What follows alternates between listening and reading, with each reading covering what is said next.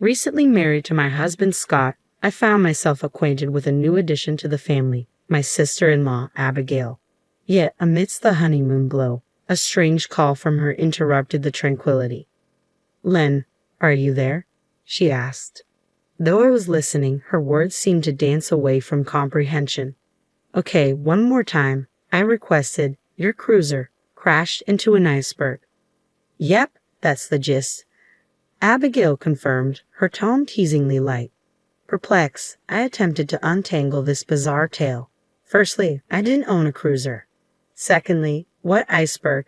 We resided in Los Angeles, a far cry from Arctic or Antarctic waters. Abigail, bless her unconventional soul, often found herself in peculiar situations. Was she confused or merely pulling my leg? I'm still not following. Care to elaborate? I inquired, a hint of exasperation seeping into my voice. "Len, you're such a riot," she chuckled before launching into her explanation. Apparently, the story began during a visit to Scott's family home, where a family meeting awaited. Amidst introductions, Abigail noted my appearance, remarking on its resemblance to Japanese heritage, a fact that garnered compliments rather than scrutiny. Relief washed over me, replaced by gratitude for the acceptance I feared I might not receive. Yet the conversation took an unexpected turn when Victoria, my future mother-in-law, inquired about our Los Angeles abode. Curiosity turned to concern as their questions veered towards specifics about our home and car. Despite my reservations, the prospect of bonding with Scott's family prevailed, leading me to brush aside the unease lingering beneath their inquiries. I finally arrived, navigating through their inquiries about my relatives' homes in Los Angeles. I casually mentioned the house with a pool and my uncle's riverside abode, unwittingly sparking laughter from Victoria and her clique. It dawned on me then, their malicious amusement unveiled their intentions, exploiting my connections for a West Coast getaway. The realization struck hard they were poised to take full advantage of my familial ties. Yet voicing my concerns felt precarious. Complaining might risk their acceptance of our newly minted marriage, so I opted to endure, rationalizing that the trip wasn't imminent. By the time it materialized, I reasoned we'd be in a better position for a candid conversation. So, for the time being, I avoided broaching the subject. Despite my efforts to keep distance, Abigail persisted, escalating her contact frequency. Initially, it was manageable, a weekly check-in or a casual decline, but soon, it morphed into a relentless barrage. Excuses became my refuge, work commitments, driving, anything to deter the incessant reach-outs. With our marriage paperwork filed, Abigail's persistence reached new heights. Despite attempts at accommodation, her demands became overwhelming. And yet here she was again, calling at 8:00 p.m. with an invitation to hang out. "I have work tomorrow, sorry, I can't make it," I explained to Abigail, whose free time seemed boundless compared to my own. With a high school diploma and a part-time job, she likely had more flexibility, but as a full-time employee with weekday commitments, my schedule didn't afford such luxuries. Besides, now that I was married, household responsibilities beckoned, leaving little room for leisurely outings. "I have a meeting early tomorrow morning," I added, hoping she'd understand. "Stingy," Abigail retorted before abruptly ending the call. Her accusation perplexed me. True, I worked full-time, but my salary hardly qualified as lavish. Her comment lingered in my mind long after the call concluded, leaving me puzzled. The next day brought another unexpected call, this time from Victoria, Scott's mother. "Len, want to go shopping together?" she asked cheerfully. "I'm pretty busy with work," I replied casually, expecting the conversation to end there. But then Victoria uttered something peculiar. "You're rich, right, Len? I wanted to consult you about some brands I'm interested in." Her assumption caught me off guard.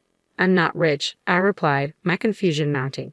Victoria's reasoning was equally baffling. Did living in Los Angeles automatically equate to wealth? If so, did that mean all Los Angeles residents were affluent? Such thoughts swirled in my mind as I struggled to comprehend.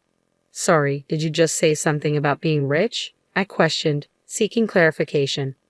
Victoria seemed unfazed by my query. "Aha, yes I did. What about it?" she replied casually, as if it were the most natural thing in the world. "I'm not rich," I reiterated, feeling the need to clarify, but Victoria's response only deepened my bewilderment. "But you lived in a house with a pool," she pointed out, as though it were an indicator of vast wealth.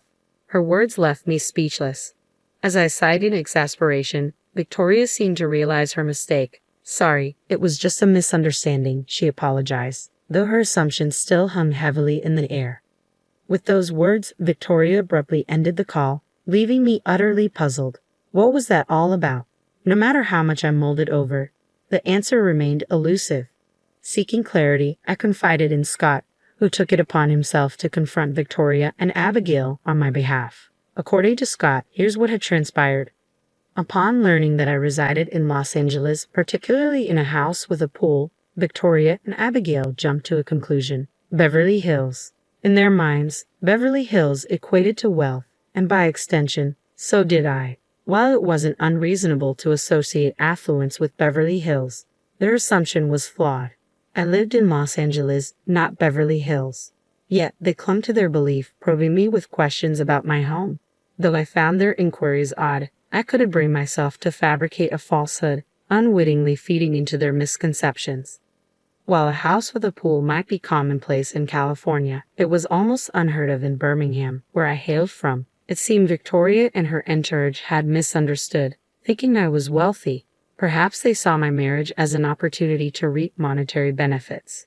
Their frequent contact aimed to solidify this bond, hoping for some advantageous outcome. Eventually, Scott intervened, clarifying the misunderstanding.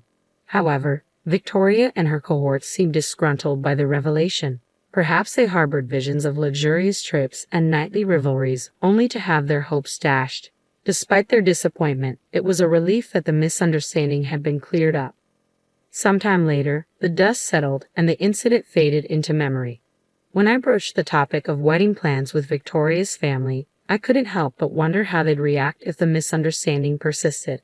Victoria surprised me, though, expressing concern about the wedding's extravagance.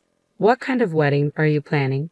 You're not going for something too extravagant, right?" she asked, her tone cautious. Agreeing with her sentiment, I suggested a small, intimate affair with only close family, a notion she seemed to appreciate.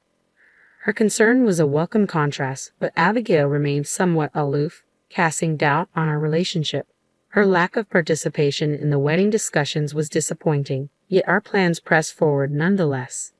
A year later, our wedding day arrived, and despite some logistical challenges, it turned out to be a beautiful occasion. My parents made it from Birmingham in time for the ceremony, though my grandparents from Los Angeles couldn't attend due to travel constraints. Instead, my Uncle Taylor, my mother's brother, stepped in, promising to capture the day through photographs for them. In the quiet moments before the ceremony, Taylor paid me a visit. He shared news about his company, which dealt with boat rentals, particularly cruisers and pleasure boats popular among young Americans. Proudly displaying a photo of a luxurious cruiser, Taylor revealed its staggering price tag, $3 million, his hearing impairment causing him to misinterpret my awe. As I marveled at the generosity, he unveiled another surprise, a picture of a pleasure boat, a wedding present for me. According to Taylor, his company had set it aside for my use whenever I visited his riverside home. Grateful, I thanked him sincerely. However, our private moment was interrupted by Abigail's sudden entrance. Her sly smile hinted at her eavesdropping outside the dressing room.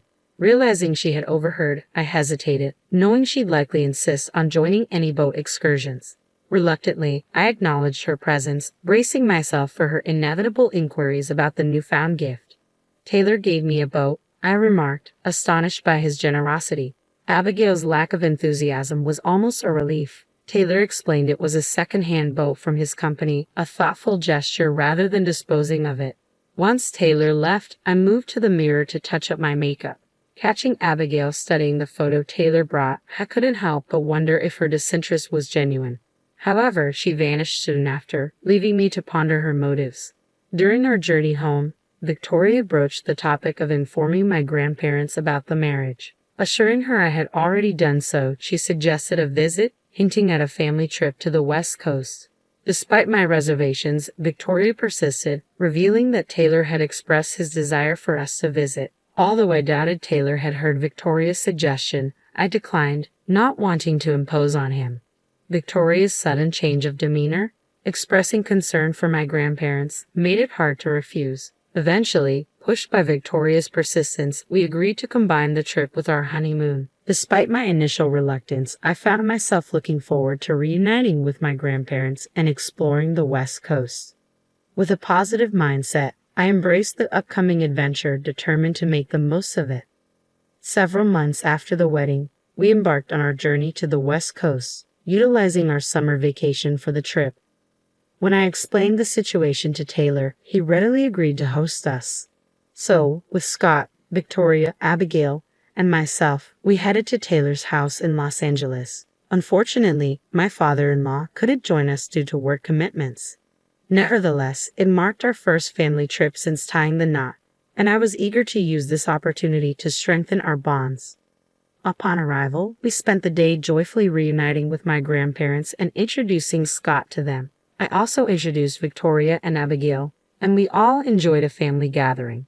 Abigail's natural cheerfulness quickly endeared her to Taylor's family, and even Victoria seemed to be having a good time. It felt like we were taking a step closer to becoming a real family. The following day, my brother Kevin, who lived alone in San Francisco, came to visit. As we conversed, I realized Victoria and Abigail were nowhere to be found. Scott, who was helping my aunt, hadn't seen them either. Just as I began to worry, I received a call from Abigail. "Hey, Len," she exclaimed, bursting into laughter. "Where are you?" I asked, puzzled by her joviality. "It's a secret," she teased. "I just wanted to tell you something." "What?" I prompted, my curiosity piqued. "Your cruiser," she began mischievously. "I deliberately crashed it into an iceberg and sank it," Abigail confessed with uproarious laughter over the phone. That was the extent of her explanation. Trying to piece it together, I recalled something from the wedding day.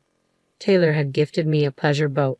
Abigail, eavesdropping on our conversation, might have mistaken it for the cruiser she mentioned. "Wait, if it's my boat, it's at my house," I clarified, recalling the pleasure boat at Taylor's. But Abigail was adamant, insisting she saw my cruiser sink before her. Confusion clouded the conversation as I reiterated, "I don't own a cruiser." Her persistence waned as she struggled to grasp the distinction between a pleasure boat and a cruiser. Realization dawned. The cruiser she mentioned belonged to Taylor. Just then, Taylor's frantic voice pierced through the phone, confirming my suspicion. Panicked, I urged Abigail not to move.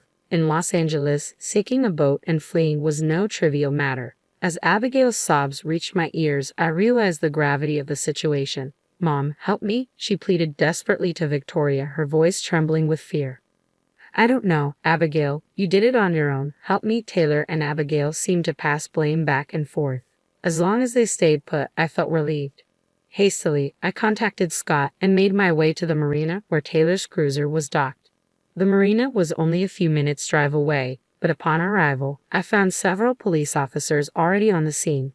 In a state of shock, Taylor recounted the events.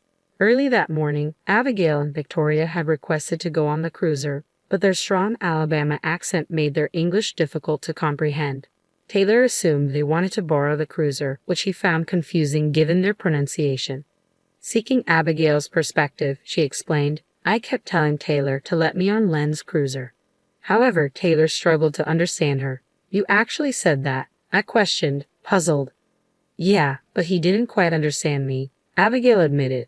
"I think I get what she's trying to say," I mused, considering the possibility of a miscommunication.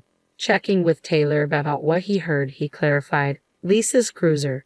The pronunciation wasn't far off, and with Abigail's strong Alabama accent, it wasn't surprising it was misinterpreted. Taylor, recognizing Abigail's persistence, assumed she wanted to lease a cruiser for an extended period. Mistaking his kindness for permission, Abigail boarded his own cruiser, believing it to be mine. It seemed like a simple misunderstanding, but one question lingered. "Why did you want to sink my cruiser?"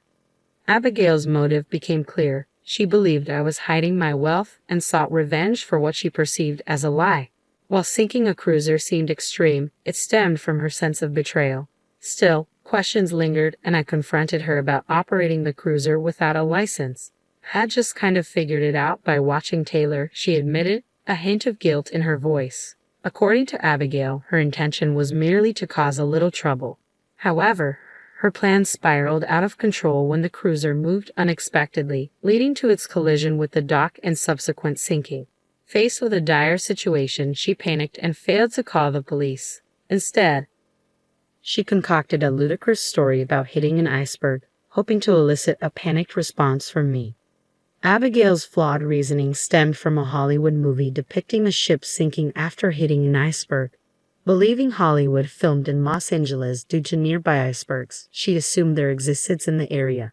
It was a bizarre and whimsical chain of events, but her intention was clear: to make me worry and rush to her aid.